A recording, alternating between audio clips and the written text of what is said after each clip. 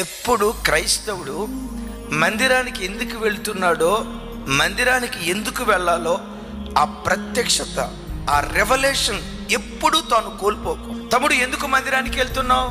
అయ్యో, చర్చిలో కోయర్ నేనేనన్నా, నేను పాట పాడకపోతే ఎట్లా అన్నా? పాట పాడటానికి మందిరానికి వెళ్తున్నా.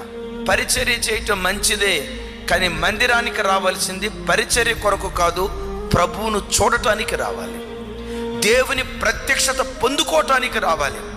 ఎప్పుడు ఈ దర్శనం, ఎన్ని సంవత్సరాల విశ్వాసమైనా ఈ మాట పట్టుకోండి, దేవుని మందిరానికి వచ్చేటప్పుడు ఎప్పుడు పసిబిడ్డలాగా ఈ ఆదివారం దేవుడు నాతో ఏం మాట్లాడతాడో, ఎలా నన్ను దిద్దుబాటు చేస్తాడో, నీటి వాగుల కొరకు దుప్పి ఆశపడినట్లుగా వాక్యం కొరకు నీ గుండెల్లో ఎప్పుడు ఆ దాహం ఉండునుగాక.